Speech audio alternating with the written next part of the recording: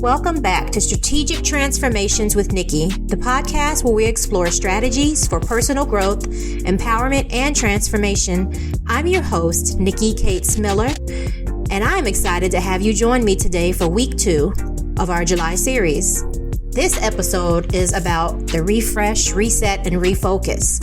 So let's stop making stuff so hard and actually start seeing some results, all right? Let's get into it. Welcome back. I hope you're feeling empowered and ready to dive in today. We're going to focus on the refreshing, resetting, and refocusing aspect of our lives since we've reached the midpoint of 2024. Our aim is to stop making things harder than they need to be and embrace a holistic approach to empowerment using the KLB strategy. Now, you all have heard me talk about the KLB strategy probably multiple times before. I believe I actually did a whole month theme covering the KLB strategy, Know, Love, and Be. So I won't go too deep into it today. I think we're also going to start touching on it more next month as we are opening up our global community and tying that in with also holistic empowerment because they're all tied together. So just a little overview. Knowing yourself, which is basically self-awareness and self-discovery, loving yourself, which is basically self-care, self-preservation, and being yourself, which would be alignment and authenticity, and all of those equal balance and fulfillment, which would be basically holistic empowerment. What we're talking about when we use the KLB strategy is that we're getting back to the basics of who we are, why we are, and how we should be showing up in the world, because you're not going to get to where you desire to get to unless you show up as who you are called to be. So obviously the foundations in general, for me anyway, would be a spiritual foundation of knowing who God says that we are because of who He is, loving ourselves the way that He loves us, and loving others, right? Jesus' greatest commandments, to love the Lord God with all of your heart and your mind and your body, and loving others as you love yourself. And then also being more like Him because we are made after His likeness in His image. Now, if this is not your belief system, then I want you to take the Know, Love, Be in the way that it will resonate most with you, because regardless, if you want to stand firm on the foundations of the Word of God and the Spirit of the Lord, knowing, loving, and being yourself is so necessary in order to have any type of fulfillment in life, because you can run, seeking all of the external accolades and all of the things and get there and realize that it's really nothing. And this is why we see so many people that reach presumably successful places in life and take their own lives or are just miserable people, because it all starts from above and within, y'all. All right, so that's just a little recap on the KLB strategy. We'll be talking about that more. But as we're covering this particular topic today, we will touch on each aspect and how we can use that to refresh where we are in 2024 mid-year so that we can finish the year strong. Is that good with y'all? I hope so. So I just want to real quick, a little personal snippet. I find it amazing, and I'm sure if you are also one that teaches and encourages others, that you've experienced this. When you're in the midst of teaching something that you've received a download, a divine download for, you will begin to experience your personal connections to that particular topic.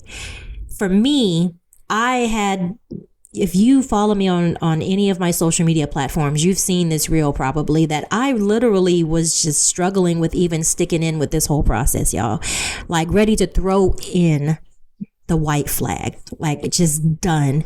Not because of anything in particular, just weary. I'm going to just say it. I was feeling weary, knowing doggone well that the Word of God tells us to not grow weary in well doing, but it's easier said than done, y'all. It takes intention, and you literally have to fight the good fight of faith to stay in the game, especially when it comes to something like this where you're putting so much out and you don't feel like you're seeing it come back in. But then little glimmers of hope will pop up and show you that you're on the right path. And I'm sitting here and I'm thinking, like last night I was thinking about it, and it was two things that came to mind for me. First of all throughout yesterday, I've had people telling me, just keep going, you're almost there. You can't quit because you're my motivation. I'm watching you. I'm doing what I'm doing because I'm watching what you're doing. And that's powerful, y'all. That's powerful. That's way bigger than any frustrations that me as an individual person could ever have. So I'm here to say I am not quitting, needless to say. But what I am sharing with you all is that we all have those days, we have those weeks, we have those months, we have those seasons where we struggle with it because it will not look the way that we want it to look. But I remember over a decade ago, my pastor saying, if you want to live like no one else later, you have to live like no one else now. And that came back to me the other day, like, yeah, you're making sacrifices, but anyone that endures during the season of where the sacrifice is required, they will reap the harvest. God's word said that seed time and harvest will never change. And then I was watching, occasionally, y'all, I'll give myself like an hour or so, most of the time, to just dive and like fall into a YouTube rabbit hole. Recently, it's been Kendrick Lamar because obviously you all know he's back at the forefront. Not that he ever deserved not to be, because I mean, what rapper has a Pulitzer Prize? Hello. I'm not going to sit here and make this episode about the GOAT that he is. But what I will say is I caught a piece of an interview where they asked him what the best part of that point of success that he was having at that moment, which was probably still some years back. And his response was that to this moment, the sacrifice, and he said, and what I mean by the sacrifice, I'm talking about depending on other people, convention, like basically he was describing having to convince other people, just hang in there with me. I'm gonna get there. I promise you, I'm gonna get there. Just hang in there. Sleeping on people's couches, not working for 5 years to really hone and to really dedicate himself to developing his craft, which obviously we know paid off in great mounds for him. Obviously, all of us that are in this game are hoping for the same type of results if we stick in there. How many YouTubers will tell you that it took them a certain amount of years of showing up, even when they thought nobody was listening, in order for them to get to the point where they are now, where they're the OGs, they're the ones making the money, they're getting the dollars into their bank accounts, and they're getting the views because they stuck it in there. Y'all, all of us reach a point where it feels like it's a breaking point. But I feel like personally that breaking point comes every once in a while to test us, to see whether we want to, if we're going to be committed or not. I think that is a fact. And mid-year of 2024 is an excellent opportunity. If you set New Year's resolutions, it is a very big possibility that you left those about 3 months ago. I'm hoping not. I'm hoping for the best for you. But if you've been connected with me since last year, then I have tried to admonish you to put forth what needs to be put forth, the plans and the understanding that you need in order to stay in the game, because that's the only thing that keeps me going, y'all, is knowing who I am, who God says that I am, and why I'm here. So then I understand that quitting is not an option, regardless how I feel. And I wish that for you too. Look, no matter what, I don't care if it's 11:58 p.m. on December 31st. You have to always believe and do what is true and what is absolutely in alignment with where you believe that you should be on January 1. And obviously that's a little bit extreme. I know it's a bit of an exaggeration, but I just want you to understand that when you have that foundation about who you are, you will understand that there is no quitting. You're walking in your purpose. There's no quitting on that, because if you do, it's still never going to let you go. So I hope that blesses somebody out there, and I hope that makes perfect, absolute sense for you. All right. So moving forward now, y'all, as Lauryn Hill beautifully puts it in her song X Factor, it could all be so simple, but you'd rather make it hard. I'm not even going to get into this song right now, y'all, because this is a classic. And nothing feels more bonding than a group of women singing this song together, no matter where they are from, race, culture, whatever. Us belting out this song together, all of us having our individual feelings, knowing that we've experienced what she's singing about in that song, is a beautiful thing. But think about it. We make stuff so hard. This line resonates so deeply with me because it's true for so many of us, including myself. We often complicate our lives and struggles, making it harder to achieve our goals and find our peace and happiness. But today, I want us to break down those barriers and simplify our approach to growth and transformation. We're at the midpoint of 2024, like I said, and it's the perfect time for a full reset. Now, last week we talked about and we worked through the process of reviewing and reassessing where we've been and where we are right now, where we are on that mall map so that we know where to move next.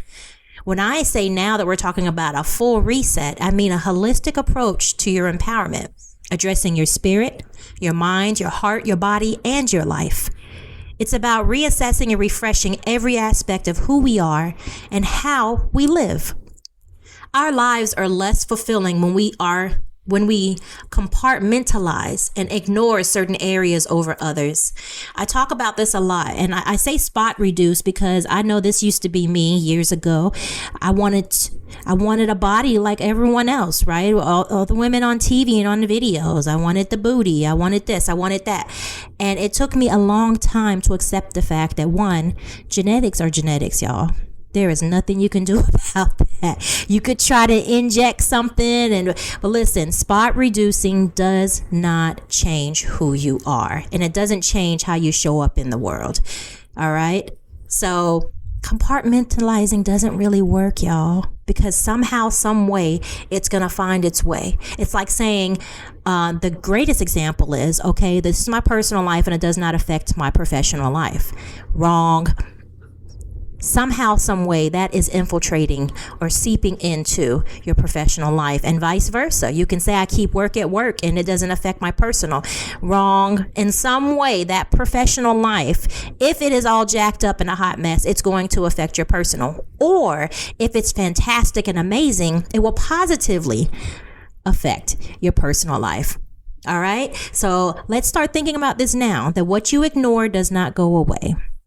Every goal we pursue is influenced by our spiritual condition, our mindset, our emotional health, and our physical well-being.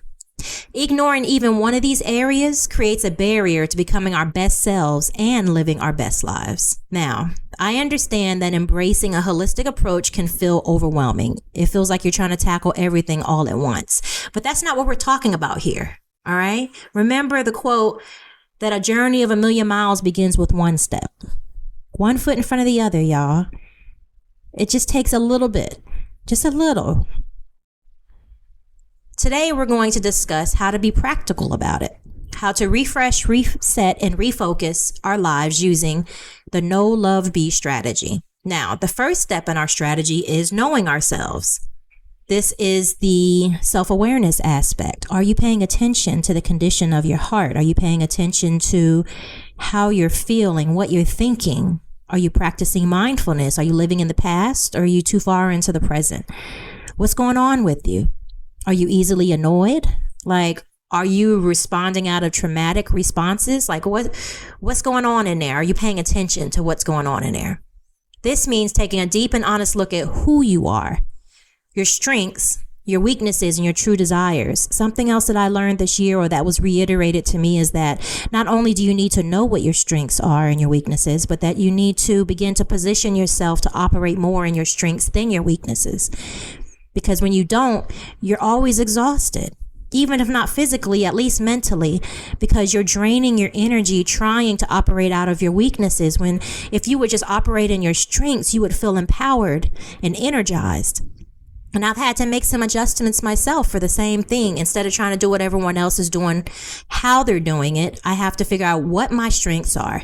For instance, where the most of my energy takes place in the day, so I can operate out of that at its fullest to prioritize my time and what I do and how I do it and who I let in to either drain my energy or replenish it, right? So all of that requires a form of self-awareness, y'all. You have to pay attention. Like Whoopi said on Sister Act 2, if you want to be somebody and you want to go somewhere, you better wake up and pay attention. That's facts, y'all. All right. Number 1, conduct a mid-year review. Now, we're going to be discussing this on our call later in the month. If you all join us on the webinar, we'll be going over that. Hopefully that will be something that you all will find helpful. We'll also have a worksheet for you as well. And we're just encouraging you. Reflect on the first half of the year. Think about what did go well and what didn't. And use this to adjust and set new goals for the remaining months of 2024. Are you journaling? If you do journal, even if not every day, once a week or something, a couple times a week, this can be powerful for reflection, right? If you have been journaling since you started the year, then you can go back and look and see the journey of you in the last 6 months, where your mind was, where your emotions were, what you were hoping to achieve and accomplish. And get in the habit of writing down what you do accomplish or what challenges you're facing and the lessons that you are learning. Like John Maxwell said, there is no learning without reflection. You have to be intentional about paying attention to what you're learning. What are you encountering? What can you learn from the situation? Number 2, mindset matters. Everything starts with your mindset, y'all. Every single thing. Practice gratitude. Gratitude is a great way to reset and check your mindset. And set your intentions with positivity. Affirmations, scriptures, quotes. I use all of the above, or I'll go and I'll listen to something, an audio book, a chapter in the Bible, a podcast that I know is going to add to me instead of take away. A lot of times for me, when I'm in a space like that, music isn't the best thing for me, but some people it works for you. But when you're talking about mindset, you need to feed your mind and you need to feed your spirit. Because if not, it's going to eat anyway, but it's going to eat whatever you're putting in there that you're not paying attention to. Kind of like when we feed our bodies anything, and then we're trying to figure out why we're blowing up, why we have inflammation in our bodies, why we can't seem to be healthy, and so forth. So it just requires paying attention, y'all. But that shifts us into the next one. Loving yourself, which is a form of self-care that will cause you to fall more in love and more appreciative of who you are. Okay? Self-love is about nurturing your mind, body, and spirit. It's about self-preservation.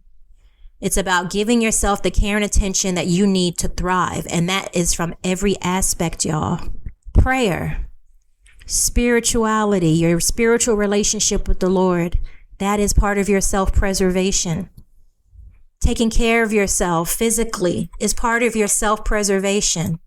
It's necessary. The vehicle that you're going to accomplish anything in this world will be based off of the condition of your body, right? Where are you going to get without it? It's going to be a lot harder. So ensure that you're getting enough rest, eating well, engaging in activities that promote mental and physical health. Prioritize yourself. Prioritize your time where you can do mindless activities. Prioritize where you can take all of the things that you carry, all of the burdens, and lay them at God's feet so that you can soar, so that you can move freely without it. Listen, y'all. Especially us as Christians. We can spit the scriptures out, but are we actually applying them? Again, self-awareness. Are you paying attention to what you know and if you're applying it, y'all? I think implementation is the biggest issue because we're in the information age and we have information at our fingertips. Whole encyclopedias, everything right there for us. But are we utilizing it? Not just looking it up, but are we applying it for our best selves and our better lives? Emotional healing. Acknowledging and processing your emotions. Listen, emotional health is critical to your overall being. But remember that your emotions are triggered by your thoughts. And those emotions are how you typically act. And emotions can drive you to something great, and they can drive you to something not so great. So being aware is critical, y'all. Seeking therapy when needed. When you notice that you're operating out of a space negatively or traumatically that you can't get a control over. Yes, that means it's time for therapy, because none of us are meant to do it on our own. That is also a gift and a blessing. We already talked about journaling. I like to do mental dumps, where I just dump how I'm feeling and thinking in totality onto the pages. That way I can move forward and I've already addressed it. Surrounding yourself with supportive people. Like I said earlier, yesterday was one of those days where I needed people to pour back into me because I was struggling. And they did not fall short of that. Even just in one sentence, I received fuel to keep going. So there was a day when I self-isolated myself and I didn't have those types of people around me. So I want to encourage you to consider, what does your tribe look like? Who is there? And will they be able to pour into you when you need it the most? Okay, so the last piece of this puzzle is the being aspect of being yourself.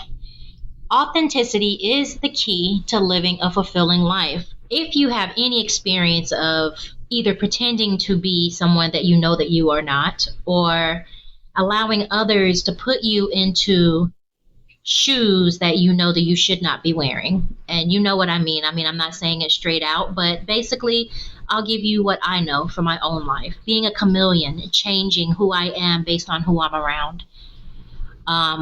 Obviously that came from stemming from my own insecurities, being a little mixed girl and being confused about her identity. But it also paints a bigger picture even, that probably all of us can relate to, in the expectations of others of what a woman should be, gender roles, how a Black woman should be, or an Asian woman, or a Latina woman, how you should present yourself as a Black woman in the world, or how you should not, based off of stereotypes and societal expectations, right?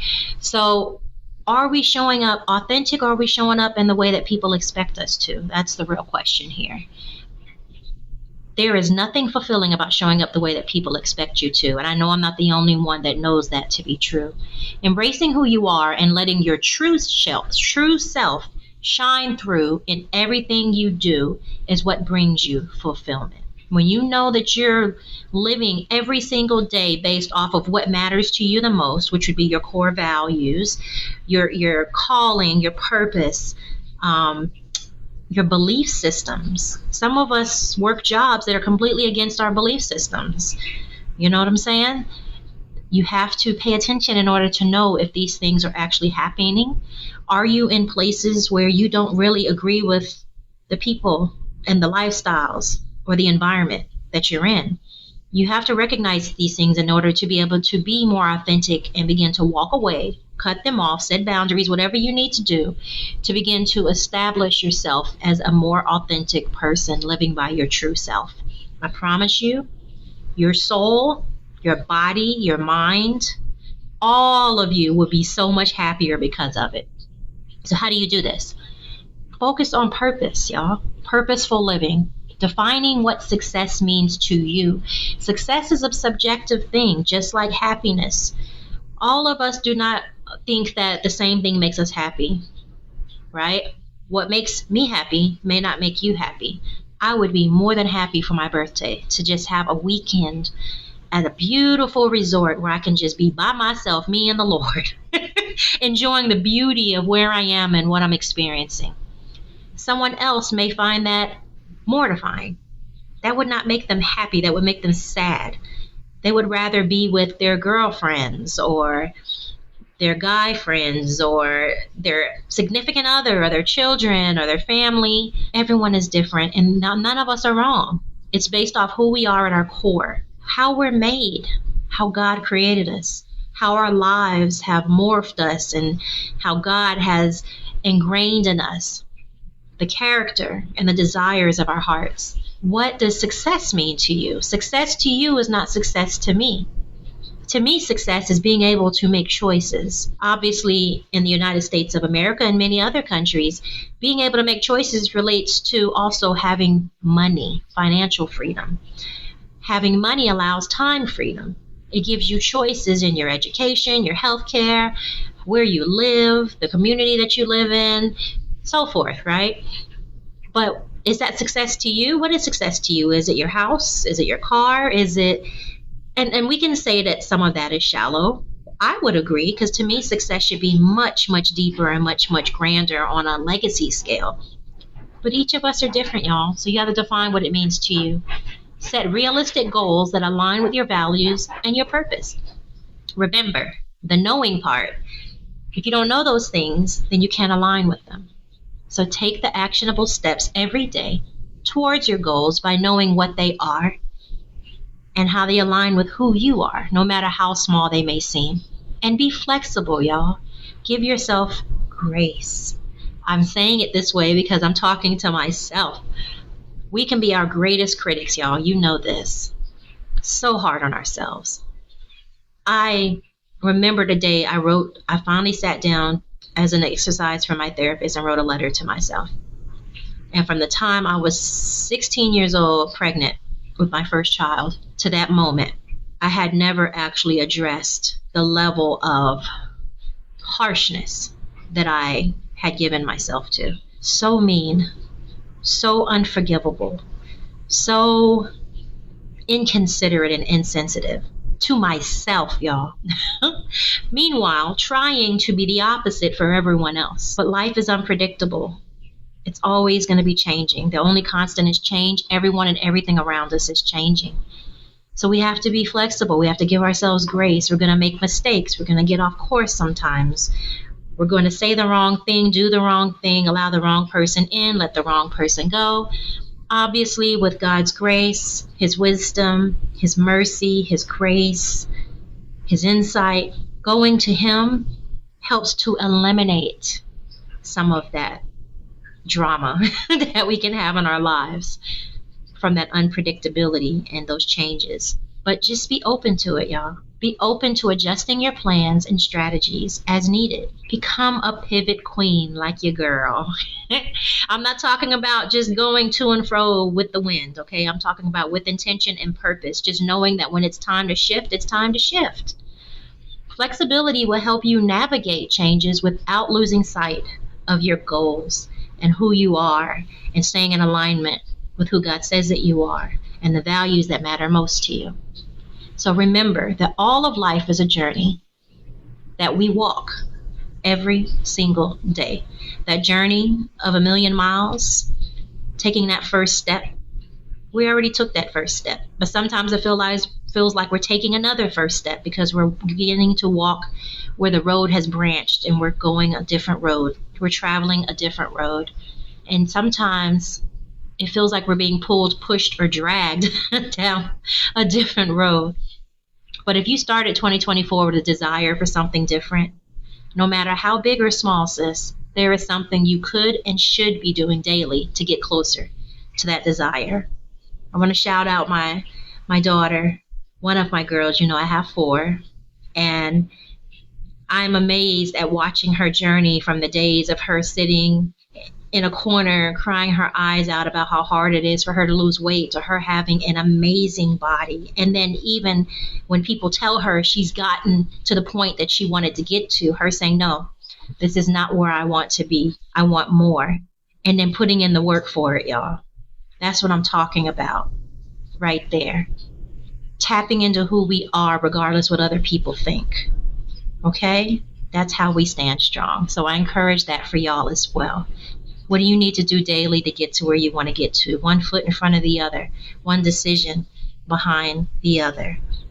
One relationship beside the other. One decision, one relationship, one step. Come on. One. I'm not telling you to overwhelm yourself. I'm just saying, what can you do today, no matter how small, to make sure that you're moving forward? I promise you, you'll feel better about it too. All right. So before we wrap up, You know me, I'm going to leave you with some questions to think about to guide your journey of reflection and reassessing and resetting and refocusing.